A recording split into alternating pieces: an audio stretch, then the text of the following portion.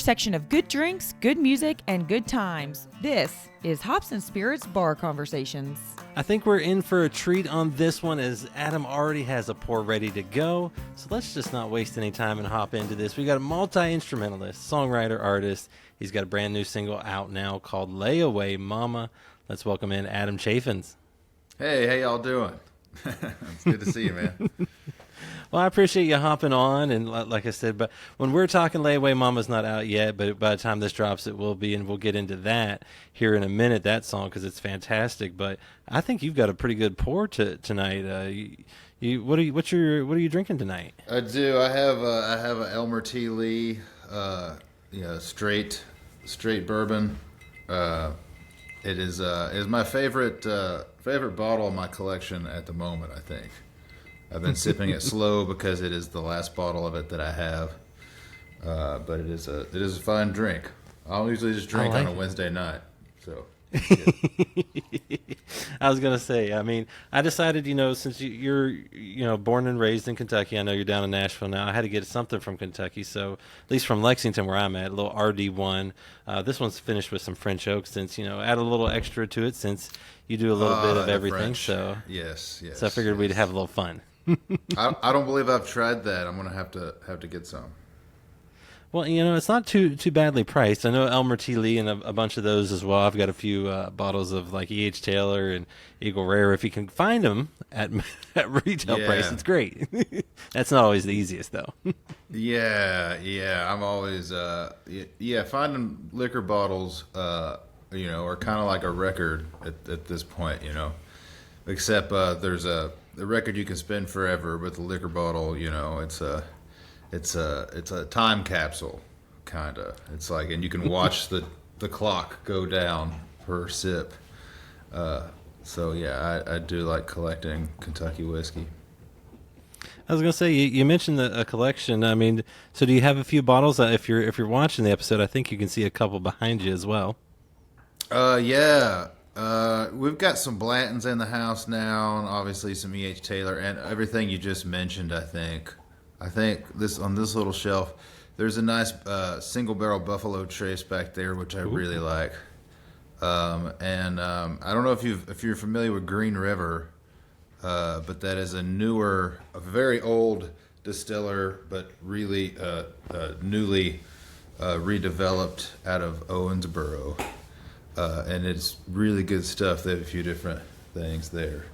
So shout out Green River. Get you a pour. I was going to say, I know of them. Haven't had a chance to have a lot of their stuff, but hopefully we're supposed to have them on our bourbon specific podcast here in a few weeks. I'm excited to give those a try. Yeah, awesome. Very cool. And then for those that can hear in the background, and if you remember, I think it was a year and a half ago from now, I had your wife on, Brit Taylor, and I know Blue is her companion. Is he your companion tonight and being a little rowdy? He is. He's our son, as it were.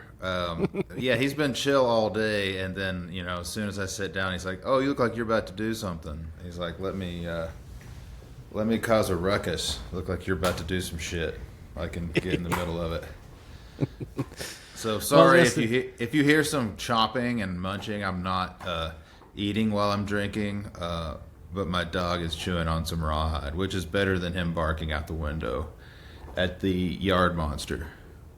Which doesn't. Well, I was gonna say, y'all live on a farm. What's farm life like for y'all? Do you have any? How's the animal collection going? It's stable. It's a mini farm. It's tough to call it like I think when some people think farm, they think like full working farm.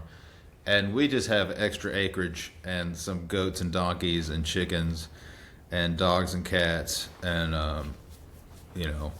that kind of thing. But I guess it's normal now to me. It's just a normal thing to have it. And a lot of our neighbors out where we live outside of Nashville all have goats and donkeys, and some of them have a lot bigger spreads than we do with all the same critters that we have. So it's just really cool and chill, and especially with whatever the world climate might be, it's kind of nice to just have that. They're always just doing their thing, waiting for you to feed them and come out and chill. So they're a blessing for sure. Well, I was gonna say it's nice to go home and relax and kind of decompress, and because you've done a lot in your career as far as music goes, and we'll touch on some of that. And I want to know though, did you really start a band in middle school? Is that where all this started?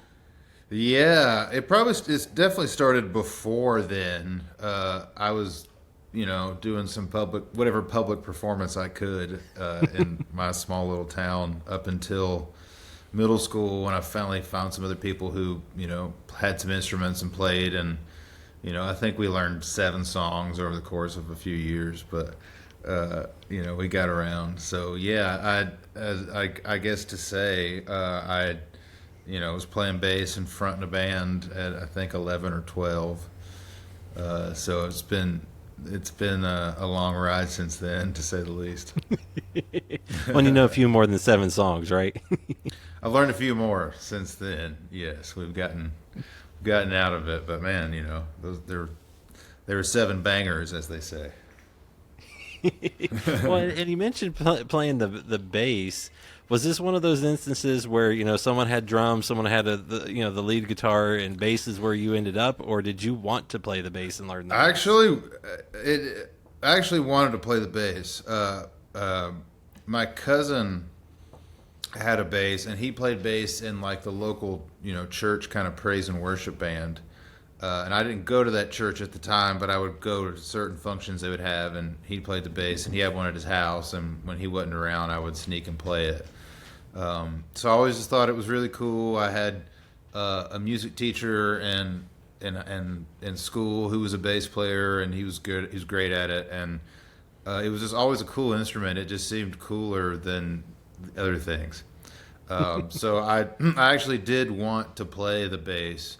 But I also wanted to play the guitar and sing songs and write songs. So I was always conflicted, in the midst of it. But it did kind of always work out that it was like, well, it'd be nice to have a bass player. And it's like, oh, I can play the bass, So I ended up doing that quite a bit, and just kind of went, with rolling with whatever needed to be done for the longest time. Until you just get to a point where you're like, oh, I think I want to do this now. I want to, make art in this way, or have my own control over my own music career in whatever way I want to do it. And that's been a freeing thing, to not really consider myself as a bassist, to say, or a guitarist or a singer.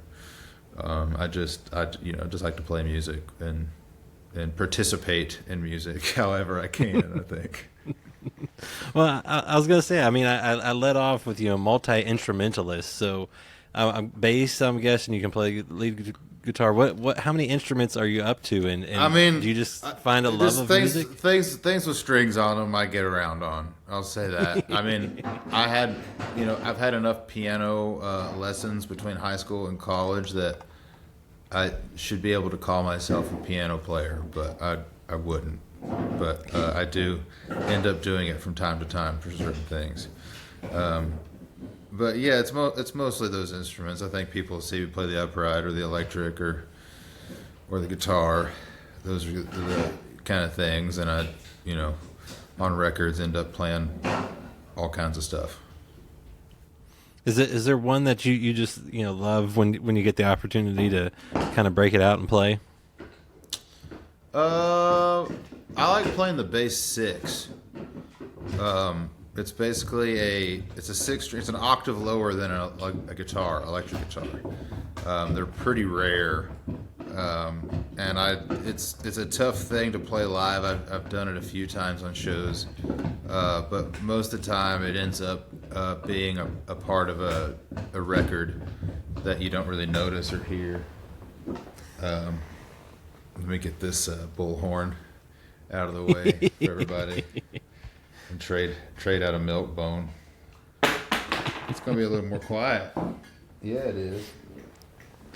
Oh, you dropped that. Well, and you talk about being able to play and do stuff, and you clearly had a love of music for a long time. Did you grow up in a musical family then? I know kind of where you grew up has a lot of musical influences around it, but did you grow up in a musical family? I grew up in a music-loving family. We were always listening to music, and it was always encouraging. But my parents weren't players at all, and no one really was, except my cousins. Got into playing bass and guitar, and they were, a little distant, older than me. So it wasn't like we were hanging out all the time. But those were the only true influences I had. I had cousins to call to help me tune it when I was really young. Those were the only kind of things I had. I was going to say though that love of music clearly made an impact on you, and you started playing. Now, I mentioned you're from Kentucky, Eastern Kentucky specifically. What impact did that have on you growing up, whether it was musically or personally? Well, I suppose if I grew up somewhere else, I'd be, if I grew up in Brooklyn, I would be a more authentic jazz player than I turned out to be. I grew up kind of in the heyday of 90s country, and a lot of country stars were from where I was from at the time. None of them were really doing anything there. It was just like, oh, look, they went somewhere else and did something cool. And it was kind of just like, that's what you do. So I think that, definitely had a big part of it. I got to grow up seeing so many country stars that were doing the local circuit, Marty Stewart and Ricky Skaggs, and who's from my hometown and stuff like that. So I think that music, and especially growing up in church, which is just, heavily rooted in the same kind of core elements that country music is rooted out of. And music was just, I love music so much. So getting it kind of anywhere I could, the musical portions of the church program were the only ones I was really kind of interested in. I kind of tuned out when the dude started talking and yelling at me. But the musical aspect of it was massive, and I went to college in Eastern Kentucky too, and did some music there, and there was a lot of people making all kinds of music there. So I'm born, reared, and educated music, all in Eastern Kentucky, for sure. Well, and you touched on it that you had those artists that were from where you were from, that kind of had an impact on you in 90s country. What music though did you grow up listening to? Like, were there specific artists that you were just drawn to, whether they were country or not? Yeah, I mean, like I said, all the people I mentioned were household things. Marty Stewart, I love Marty Stewart and Ricky. Those were big influences. And as I got older, I definitely got into more current things that were happening, but I just got really into bluegrass and that kind of stuff all through high school.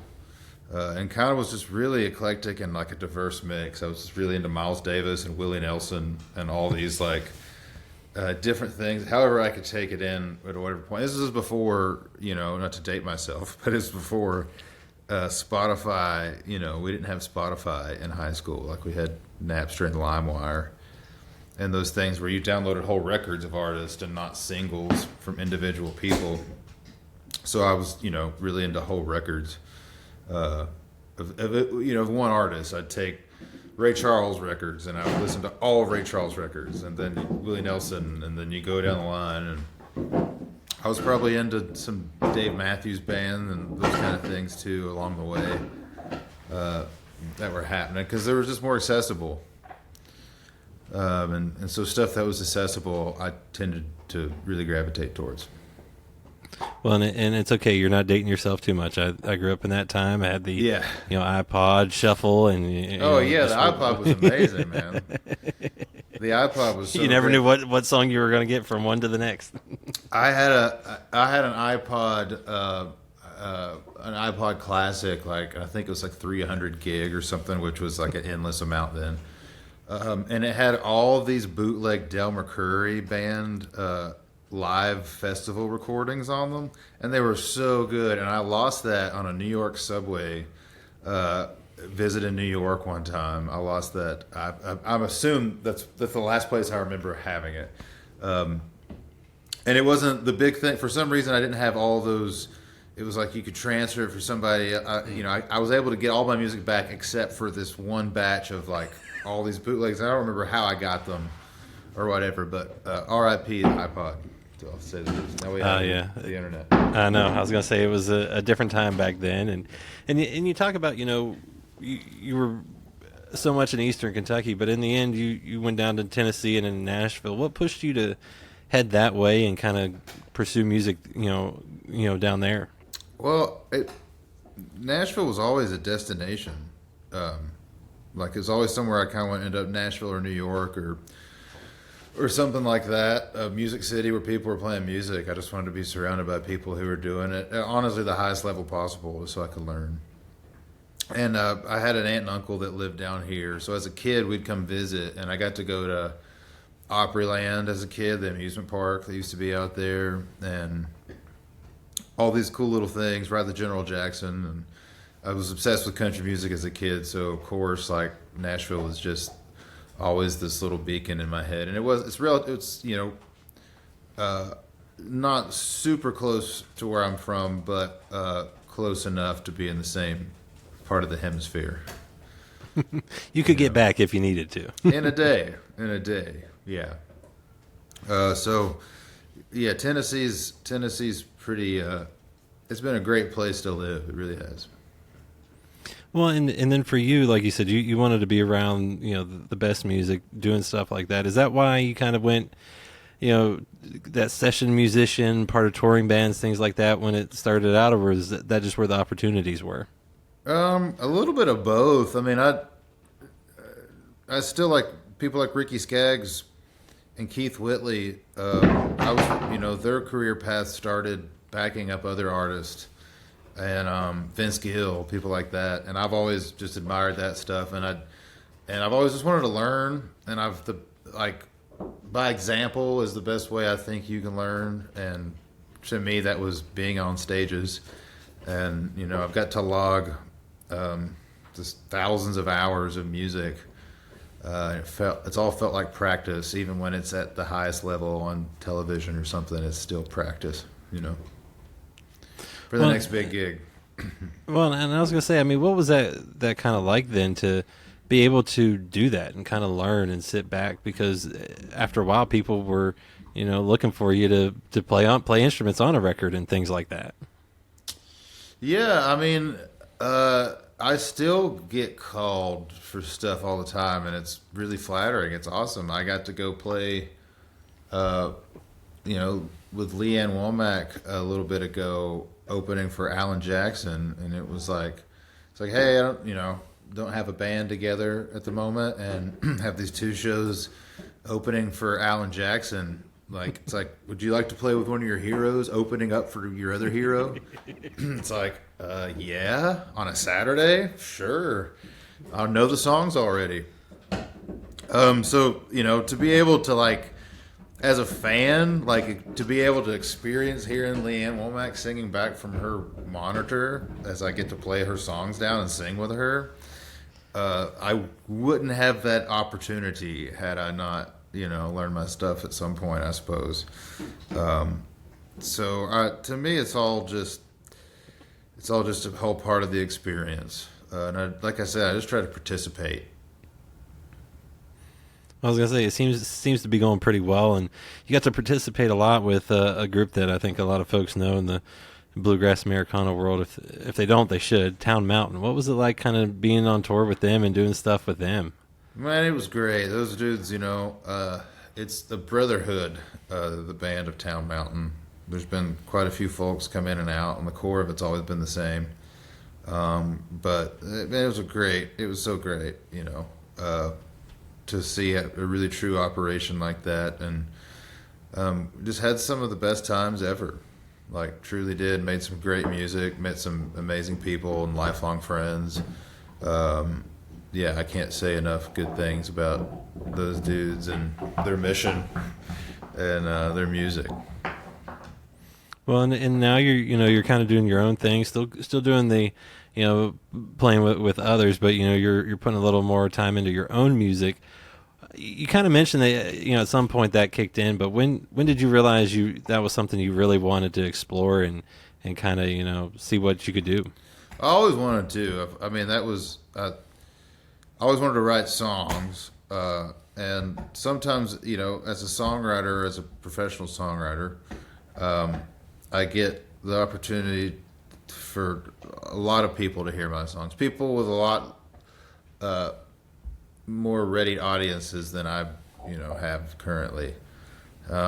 So it's cool to like every day just whatever's on your head, I just try to create it. And sometimes something comes out where you're like, man, it'd be cool if this person would do this, but they're not going to because this reason or whatever. And you're like, but these songs is like, you're like, they came from something, a lightning bolt out of wherever they're here. And you just have this dying urge and need for whatever reason to share them and to share whatever place it came from.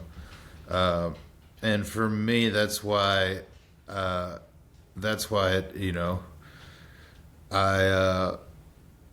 like to sing my songs and play them out.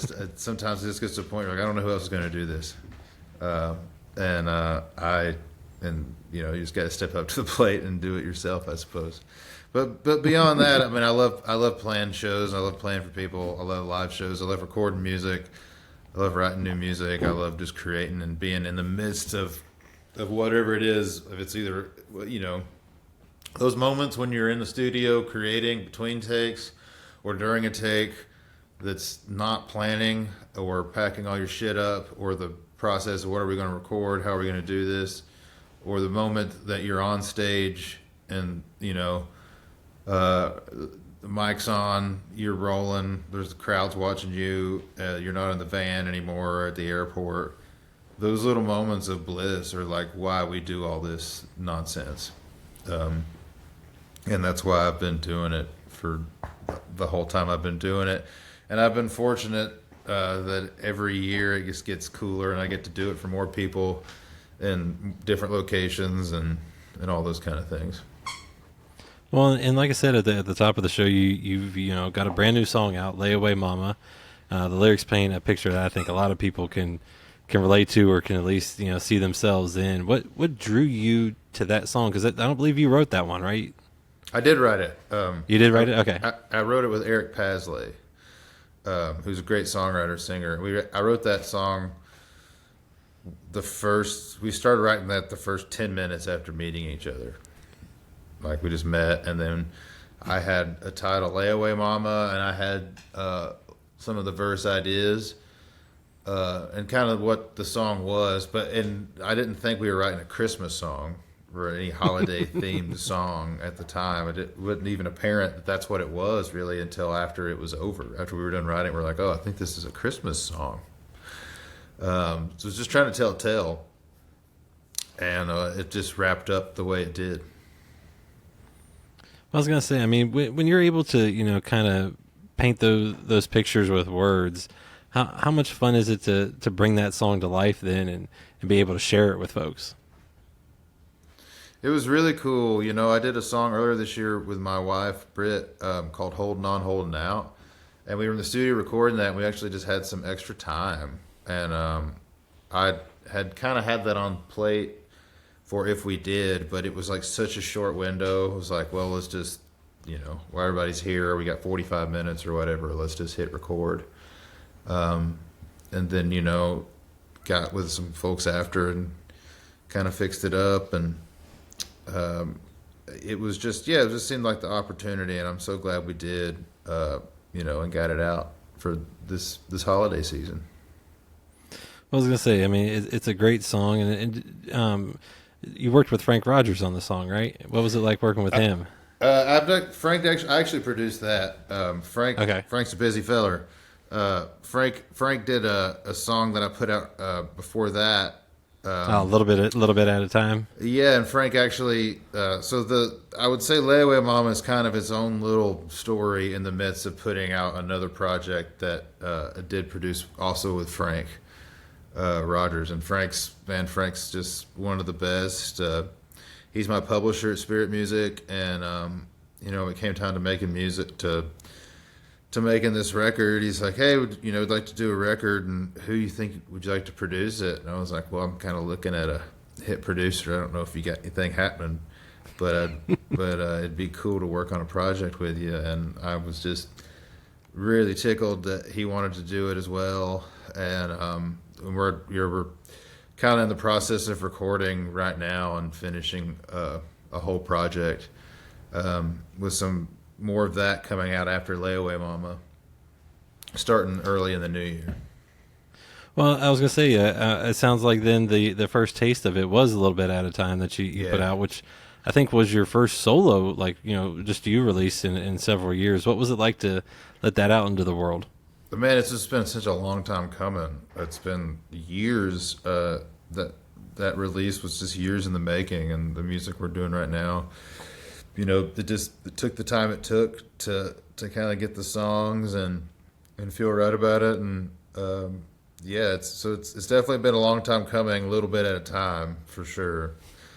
Which was so fitting that song came out first, because at any point that I ever felt that I was rushing, or I needed to rush, or things were taking too long. I just kind of got back to how cool the opportunities I've had have been playing music, and as long as I'm continuing to do that, it's all pretty gravy. Well, and then you talked about another song that you put out with your wife Brit, "Holding On, Holding Out."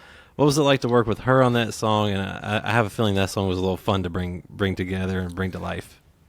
Man, it was great. She sings on Layaway Mama. She sings on this whole new project I did with Frank. I've sang on every single record that she's put out. I produced her bluegrass project called Kentucky Bluegrass that came out earlier this year. So we've spent a ton of time together in the studio, and she's been featured on some songs that I've done, and I guess I have with her, but we've never just done a complete like co-release duet, straight up kind of thing. And we wrote that song together with our friend Driver Williams, and that was another just out the gun. Kind of just sat down in a room. Driver said, I have this title called Holding On, Holding Out. He's like, I think it might kind of be a duet. And I mean, within like 25 minutes, literally, we recorded it. And then, we never had any intention of writing a song like that day going in. I had no idea what we were going to do. And that came out, and it was one of those things. It's like, it seems like this is a song we have to put out right now. And we can do that. So we live in Nashville, and we know great players, and we're just lucky to call some folks up and go in the studio and work with our buddy Nick Autry, who also worked with on Layaway Mama, and it was a great time. I was gonna say it's a fun song. It like I said, there's you've been putting out some great music, and you talk about being able to work on her stuff, and then vice versa. What's that dynamic like with both of you in the music industry? Well, I guess I don't know marriage any other way. So for me, it's pretty normal, I would say. It's awesome that there's just no explanation. You don't have to explain why you're doing what you're doing, or why it is you feel the way you feel, and it's really awesome. We write so often together, several times a week when we're home. And it's really awesome to get to drive to work with your wife, or, we write it here in this space I'm talking to you at right now at our house quite often. So people come out here, and it's just really nice to be at home with your wife, and people come to you to write songs, and to get to travel together. It's really great. I don't know how to explain how it happened, or all the intricacies of it, but it's pretty normal for us, and we're pretty lucky, I think. I was gonna say, I'm sure it's nice to, whether you're in the writer's room or out on the front porch, just enjoying some of the true country to be able to kind of let some inspiration hit you. Yeah, definitely. That's kind of the way we like it.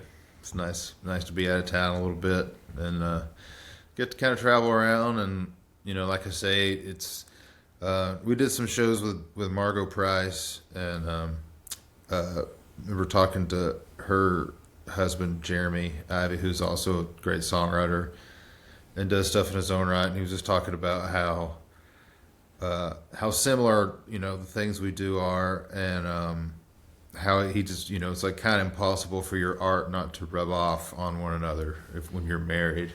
If you're like really making music all the time, it's like it's impossible for those things not to rub off. And I'm just really fortunate because I feel like it's added such another layer of my music and everything that I do that I wouldn't have been vulnerable enough to do until I got married to a wonderful recording artist.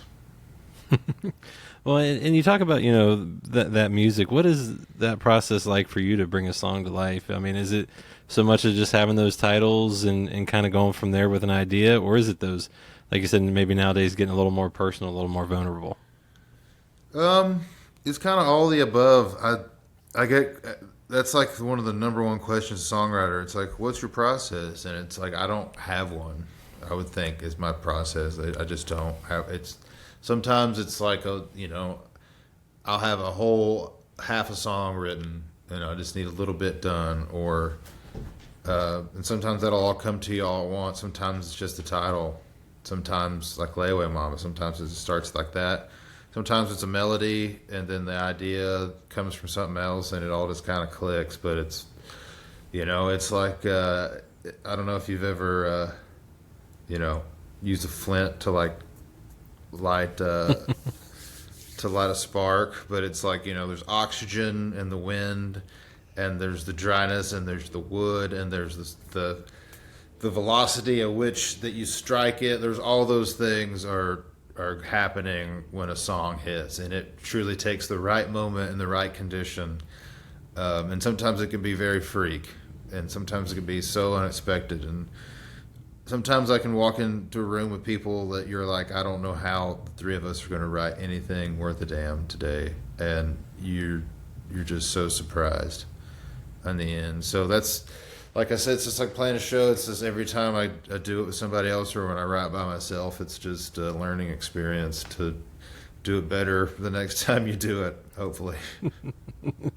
Well, and I'm guessing, are you one that has about 1 million notes in their phone or recordings of different things? Yeah, endless those. It's nice every now and then when you find a full song you'd forgotten about. Makes life a little easier, right? Yeah, if it's a good one, That's it's a bad one. You're like, I should have just hit delete. I don't know why I'm still here scrolling on this nonsense. Well, maybe one day the rewrite will happen. Waiting on it. Now, I start every show off asking, what's your go-to drink, what you're drinking tonight. And as I get toward the end, this is one of my favorite questions to always ask. And it's different because, especially I'm guessing with someone like you that gets to perform, your stuff, but also kind of do some stuff in bands. What's your favorite song these days to perform, whether it's yours or someone else's? Well, me personally, with my band, I've been doing this cover of Bubba Shot the Jukebox. But it is, my version is a complete ripoff of Dennis Lindy's demo of that song, who is the songwriter of that song, the great Dennis Lindy. He has these kind of infamous demo work tapes that are kind of, in the industry, I suppose, you can get them. You can't get it on iTunes or anything, which is unfortunate. See, this is where you need Napster and LimeWire. Right. And who knows if they were there. But there's an amazing demo of Bubba Shot the Jukebox, which I suppose was what Mark Chestnut heard or his producers heard before they made that infamous recording. But it's kind of different from that version in a lot of ways. You're like, stylistically, it's like this doesn't even sound like the same genre. So we do a version of that, which is just a lot of fun. It's really funky, like just the whole thing. And I have a song called Trailer Trash that you'll actually be able to hear at the top of 2025, which will be the next kind of release from that project, I believe. And Trailer Trash is this kind of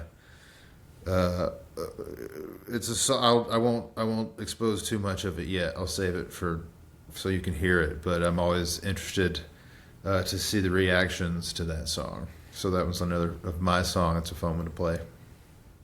See, and I love that too, because I'm guessing, especially someone like you that is always learning and doing stuff, it's got to be kind of fun to take those songs that you know might be going on in a project or are in contention to go on a project, to be able to truly try them out on people. Yeah. Sometimes, yeah, it is nice to do that. It gives you a lot more confidence when you're recording it, you know. You're like, well, I've actually seen what, you know, the whites in people's eyes playing this song, so I know how it makes them feel one way or the other. So, yeah, it was good to have some experience with that one before recording it. Well, and then too, it sounds like you also like to have fun when you're on stage. So, do the live versions kind of let you play with a song as well, and you know, maybe let the band have a little bit more leeway or a little bit longer parts and things like that? Yeah, I think every time after you record it, you know, it's evolving every time you play it, and I think every song kind of goes through a period of you're still playing it the way you did, and you're still learning it. It's so funny to me. You know, a song like Trailer Trash, I had been playing a while before recording it. And there's some other songs from the record that I've been playing a while as well. And when we recorded it, we ended up just doing it quite different than I'd played it forever. And I don't, like, it was a very natural thing to do. But you know, a song like Trailer Trash, seeing it come to life after, you know, living with it in your head for so long, it's just a really beautiful kind of thing to sit and witness, you know. And like sometimes a song in the studio that you don't even expect to do anything can just blow up in the most beautiful way and just blossom and be this really cool thing that you didn't ever see coming. I think I went on a tangent. I don't know if I got to your question or not. I think you did. And if not, I'll blame it on the Elmer T. Lee. Yeah. Don't blame it on Elmer. Don't blame it on Elmer. Nah, I wouldn't dare. But you know, you talk about, you know, being able to play and you know, obviously working on this project, you know. So what else can folks expect from you? Obviously, we're almost at the end of 2024, so clearly, I think a lot more things are happening in 2025. But what can folks expect, and you know, not give away too much and get yourself in trouble? Oh, well, just a lot more music, man. Yeah, I feel like I really kind of got the ground rolling, you know, this year, at the end of this year, and really looking forward to the top of next year. Got a lot of music coming out in a lot of different ways, a lot of cool projects. I've just been recording a lot for a lot of different stuff, and excited to let that all kind of come out next year. I was going to say, I can't wait to see what you put out. I've enjoyed the music that you have been able to. Like I said, Layaway Mama, folks, give that a listen. It's fantastic. And if you haven't yet, holding out, you know, is fantastic. And you've been doing some great stuff, Adam. And I appreciate you sharing a drink with me and you know, a little bit of your story. I do too. Usually when I do these kind of things, it's in the morning and you're on coffee, so you're all jittered up, and this is the opposite on the way down. So it's nicer to talk to you under these circumstances. And share a drink, right? Of course, yes. Well, cheers to that, man. Cheers to you, man. See y'all. Thanks for listening. Find more from Hops and Spirits at hopspirits.com. Thanks, everybody. Bye.